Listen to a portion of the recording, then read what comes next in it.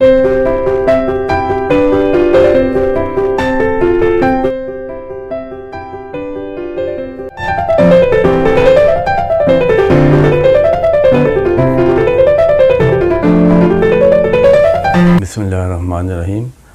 आज हम class 9 mathematics में थ्योरम 10.1 सॉल्व करते हैं। थ्योरम में दो चीज़ें आपको दी जाती हैं, यानी एक गिवन है जिसमें आपको ये चीज़ें दी जाती हैं, दूसरा होता है टू प्रूफ कि क्या प्रूफ करना है, बाकी कंस्ट्रक्शन है और प्रूफ है। तो अगर आप थ्योरम को पढ़ें तो पहले थ्योरम में ये समझने की कोशिश करें कि आपको दिया क्या गया है और आपने प्रूफ क्या करना है।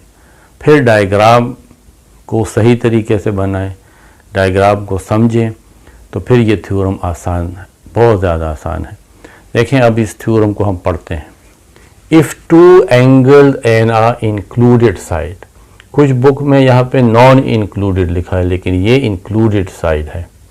If two angle and are included side of one triangle, two angles, एक एंगल B, ये देखें गिवन है, एक एंगल B और एक angle C। if two angles, ये two angles and are included side, और उसके अंदर ये जो included side है B और C के बीच में ये जो साइड है, are congruent, ये कॉन्ग्रुएंट है, ये सेम है, ये इक्वल है, ये एक जैसे हैं। एक ट्राइंगल के दो एंगल और इसके दरमियान जो साइड है, अगर ये कॉन्ग्रुएंट है, ये इक्वल है, ये सेम है, एक दूसरा ट्राइंगल है, to the corresponding angles and included side of another triangle, दूसरा ट्राइंगल के दो एंगल और included side, then the triangles are congruent. तो अब हम कहेंगे कि ये दोनों ट्राइंगल कॉन्ग्रुएंट है, सेम है, इक्वल हैं, एक जैसे हैं। तो एक ट्राइंगल गिवन है, देखें ए बी सी, ये हमारे पास गिवन है। दूसरा ट्राइंगल है डी ई एफ। करस्पॉन्डिंग का मतलब है कि सेम पोजीशन पे आप देखेंगे कि ये क्या चीज़ें एक जैसी हैं। तो इन दोनों ट्राइंगल में हमने करस्पॉन्डेंस देखनी है, एक पोजीशन पे एंगल और साइड्स को देखना है। तो गिवन ये है कि एक ट्राइंगल है ए बी सी, देखें गिवन हमारे पास है, एक ट्राइंगल है ए बी सी और दूसरा ट्राइंगल है D E F, D E और एफ। अब कहा गया है इन दोनों ट्राइंगल में दो एंगल और एक इंक्लूडेड साइड, इस दूसरे ट्राइंगल के दो एंगल और इंक्लूडेड साइड के अगर कॉन्ग्रुएंट है तो फिर ये दोनों ट्राइंगल कॉन्ग्रुएंट है। इस ट्राइंगल का एंगल B, इसको करस्पॉन्डेंस कहते हैं, इस ट्राइंगल का एंगल B इस ट्राइंगल के एंगल E के कॉन्ग्रुएंट है।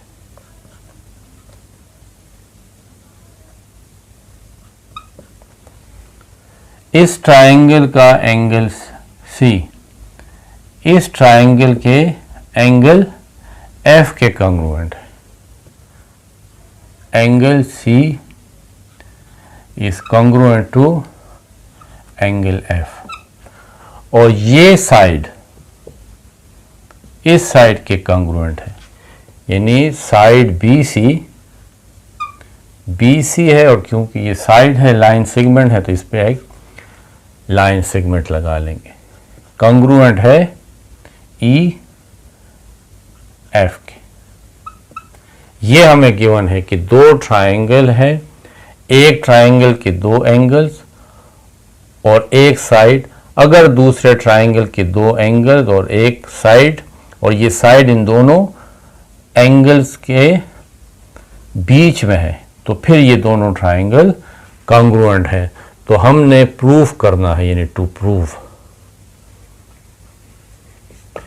कि ये ट्राइंगल ABC ये कंग्रुएंट है इस ट्राइंगल DEF के, यानी इसके तमाम साइड और तमाम एंगल्स आपस में कंग्रुएंट है। AB साइड DE के कंग्रुएंट है, AC साइड DF के कंग्रुएंट है, एंगल A एंगल D के कंग्रुएंट है।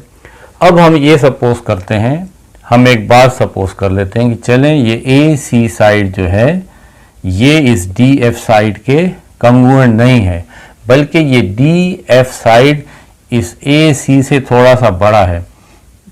तो हम ये कहते हैं कि मैं यहाँ पे एक पॉइंट लेता हूँ D प्राइम। ये AC साइड इस D प्राइम के कंग्रुएंट है। ये AC साइड D प्राइम और F के कंग्रुएंट है इसके।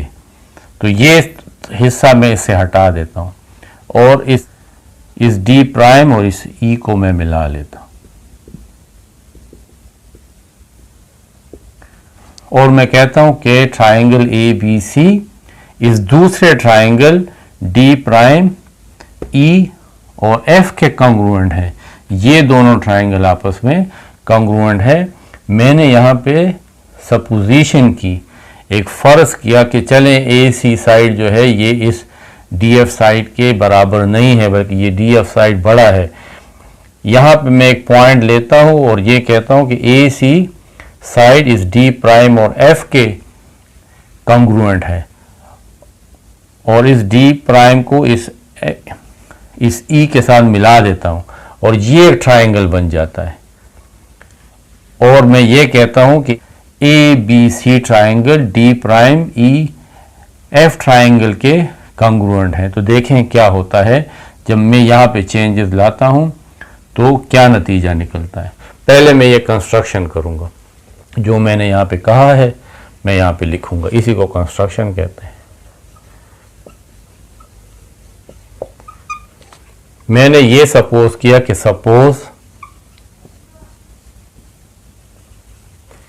AC side is not congruent to DF. Take a point D prime. मैं इस DF पे एक दूसरा पॉइंट लेता हूँ, उसको मैं D प्राइम कहता हूँ। इस D के ऊपर इस तरह एक तिरछा सा लाइन लगा जिसको प्राइम कहते हैं। Take a point D prime, और ये मैंने किस पे लिया, ये मैंने DF पे लिया है। On DF, D prime F इस तरह लिया है सच दैट कि AC साइड ये इस D प्राइम F के कंग्रुएंट है और इस D प्राइम और E को आपस में मिला लिया है। Join D prime to E।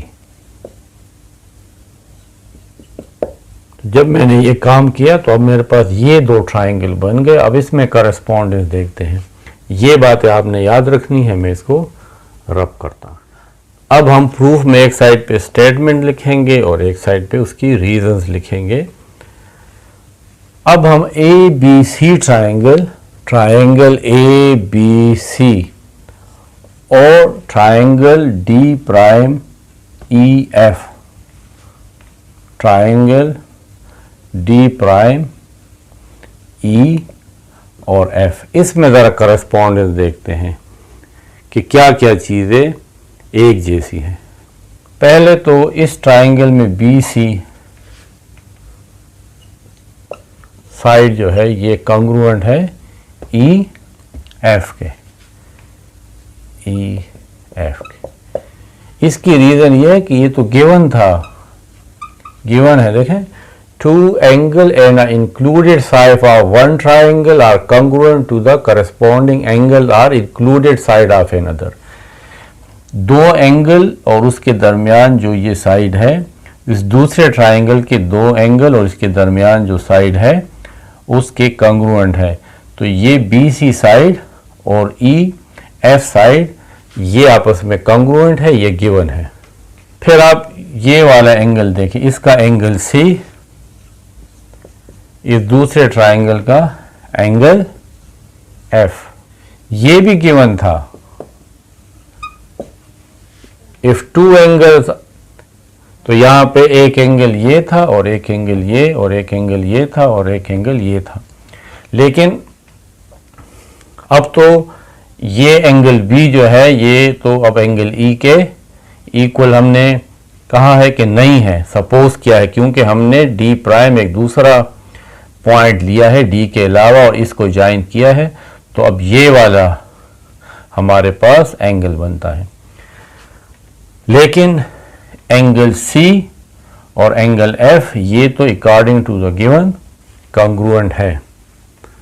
अब एक और बात, ये वाला साइड AC साइड ये कॉन्ग्रुएंट है D प्राइम F के, D प्राइम F के। ये हमने कंस्ट्रक्शन की है, कंस्ट्रक्शन में हमने कहा था कि take D prime on DF such that AC is congruent to D prime F। यहाँ पे हमने लिखा था कि हम D प्राइम इस तरह एक पॉइंट लेते हैं कि AC side is D prime F के इक्वल हो, इस पोजीशन पे हम ये पॉइंट लेते हैं, इसलिए ये हमारे पास कंस्ट्रक्शन है। अब यहाँ पे देखें, दो साइड और एक एंगल, इस ट्राइंगल के दो साइड, एक ये साइड और एक ये साइड और एक ये एंगल। इस दूसरे ट्राइंगल के दो साइड, एक ये साइड और एक ये साइड और ये एंगल आपस में कॉन्ग्रुएंट है। तो इसका मतलब है कि ये दोनों ट्राइंगल ABC और ट्राइंगल D प्राइम EF, ये दोनों ट्राइंगल आपस में कॉन्ग्रुएंट है, और ये पोस्टुलेट है side angle side is congruent to side angle side postulate. यानी एक ट्राइंगल के अगर दो साइड और एक एंगल दूसरे ट्राइंगल के दो साइड और एक एंगल के कॉन्ग्रुएंट हो, तो ये दोनों ट्राइंगल आपस में कॉन्ग्रुएंट हैं।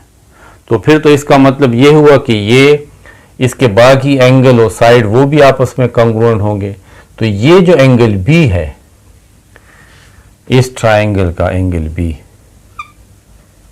ये फिर किसके कॉन्ग्रुएंट होगा? ये कॉन्ग्रुएंट होगा इस एंगल के, ये वाला। याद रखें कि इसमें ये हिस्सा शामिल नहीं है, क्योंकि हमने तो यहाँ से ये जगह हटा दी है। अब तो ट्राइंगल ये है, तो ये हिस्सा जो है ये वाला अब इस एंगल B के कॉन्ग्रुएंट है, यानी angle B is congruent to D prime EF। मैं अब इसको E नहीं कह सकता, क्योंकि E तो ये तमाम एंगल था, ये तो ये छोटा वाला एंगल है यहां से। तो इस एंगल को मैं नाम क्या दूंगा? वो इस तरह दूंगा, D prime EF, angle D prime E और F के। ये क्यों है? क्योंकि करस्पॉन्डिंग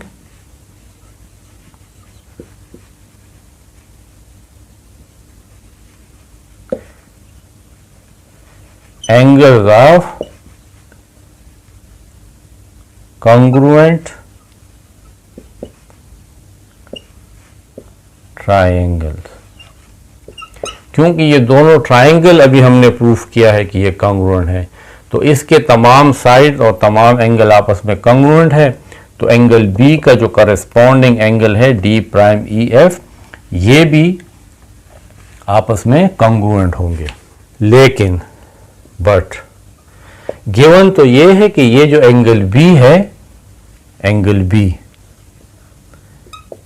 ये तो इस एंगल E के कॉन्ग्रुएंट था। हमारे पास तो ये गिवन है कि इफ टू एंगल्स, तो टू एंगल्स में B और C और E और F ये आपस में कॉन्ग्रुएंट थे। एंगल B एंगल E के कॉन्ग्रुएंट था और एंगल C F के कॉन्ग्रुएंट था। तो ये जो एंगल B है, ये कॉन्ग्रुएंट है इस एंगल ई के, और एंगल ई को मैं ये भी कह सकता हूं एंगल DEF, इसको इस तरह भी नाम दिया जा सकता है। जिस एंगल को मैं शो करूंगा वो बीच में आ जाएगा, वो लेटर ई बीच में आएगा, DEF, एंगल DEF। तो angle B D prime EF angle के भी इक्वल है, यानी इस छोटे एंगल के, और एंगल बी एंगल DEF के भी इक्वल है इस एंगल के, ये वाला जो ये दो आर्म बना रहे हैं। तो इसका मतलब है कि ये एंगल और ये एंगल आपस में कॉन्ग्रुएंट है, क्योंकि ये दोनों B के इक्वल है। Angle DEF is congruent to angle D prime EF। इसको ट्रांजिटिव प्रॉपर्टी कहते हैं, ठीक है, ट्रांजिटिव प्रॉपर्टी। ट्रांजिटिव प्रॉपर्टी का मतलब यह है कि अगर x y के इक्वल है और x z के भी इक्वल है, तो फिर ये y और z भी आपस में इक्वल हैं। तो इससे ये साबित हुआ कि ये एंगल DEF और एंगल D प्राइम EF ये सेम एंगल है। अब इससे क्या पता लगता है, दिस इंप्लाइज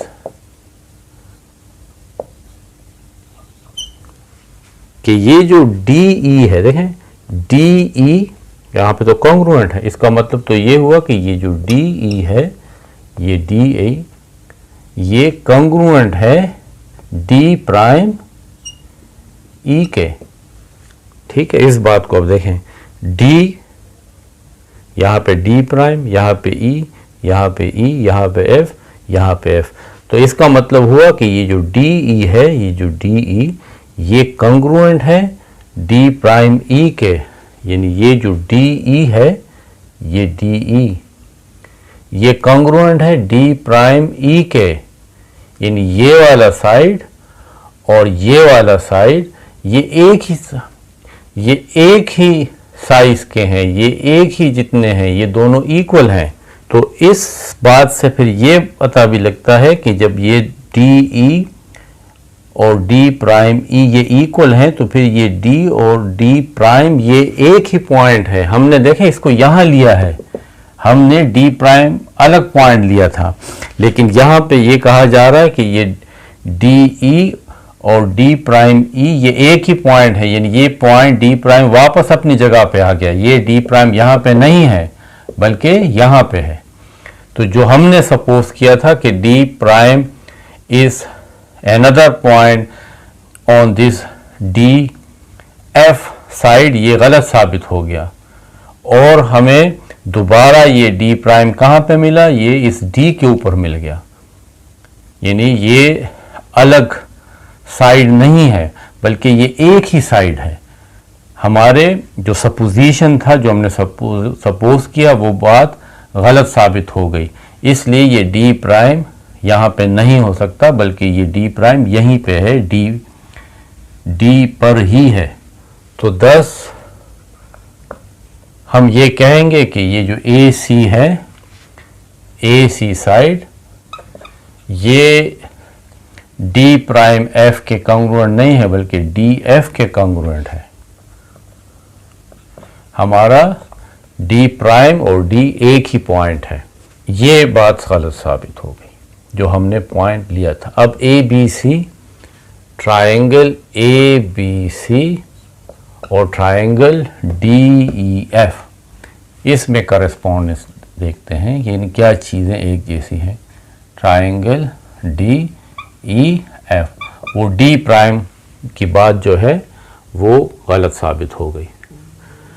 अब इस ट्रायंगल में और इस ट्रायंगल में हम करस्पॉन्डेंस देखते हैं। पहली करस्पॉन्डेंस तो ये है कि BC साइड इस ट्रायंगल का ये EF साइड के कॉन्ग्रुएंट है, और ये तो हमारे पास गिवन था, ये तो शुरू में हमने लिखा भी है गिवन में। दूसरी बात, ये जो AC साइड है ये एफ के कॉन्ग्रुएंट है। A C side is congruent to D F के। ये बात हमने प्रूव्ड की है। हमने इस ए सी साइड के कॉन्ग्रुएंट में डी प्राइम एफ साइड लिया, लेकिन हमने जब तमाम प्रोसेस किया तो ये डी प्राइम साइड पॉइंट जो है ये डी ही साबित हुआ। इसलिए ये हमें प्रूव हो गया कि ए सी जो है ये डी प्राइम एफ के इक्वल नहीं है, बल्कि ये डी एफ के इक्वल है, जो हमने यहाँ पे भी लिखा है। तो ये हमारा प्रूफ है। और एंगल सी, एंगल एफ के, angle C is congruent to angle F, ये भी हमारा गिवन था। जो यहाँ पे हमने लिखा है ना कि इफ एनी टू एंगल्स, तो एनी टू एंगल में एक एंगल बी था और एक एंगल सी था। बी ई के कॉन्ग्रुएंट था और सी एफ के कॉन्ग्रुएंट था, तो ये भी गिवन है। तो जब दो साइड और एक एंगल एक ट्राइंगल के और दो साइड और एक एंगल दूसरे ट्राइंगल के आपस में कॉन्ग्रुएंट हो, तो इसका मतलब है कि triangle A B C is congruent to triangle D E F. और ये हमारे पास side angle side is congruent to side angle side postulate है कि दो साइड और एक एंगल एक ट्राइंगल के और इसके करस्पॉन्डिंग में, यानी उसी पोजीशन पे दो साइड और एक एंगल अगर आपस में कॉन्ग्रुएंट है तो ये दोनों ट्राइंगल कॉन्ग्रुएंट होंगे। करस्पॉन्डिंग का मतलब होता है कि बी जिस पोजीशन पे है तो इस पोजीशन पे ई है, आप बी को एफ के साथ करस्पॉन्डिंग नहीं कर सकते। ए के करस्पॉन्डिंग डी है, यानी ए जिस पोजीशन पे है उस पोजीशन के मुताबिक इस ट्राइंगल में डी उस पोजीशन पे है, तो इसको हम करस्पॉन्डेंस कहते हैं। ये हमारा थ्योरम 10.1 है।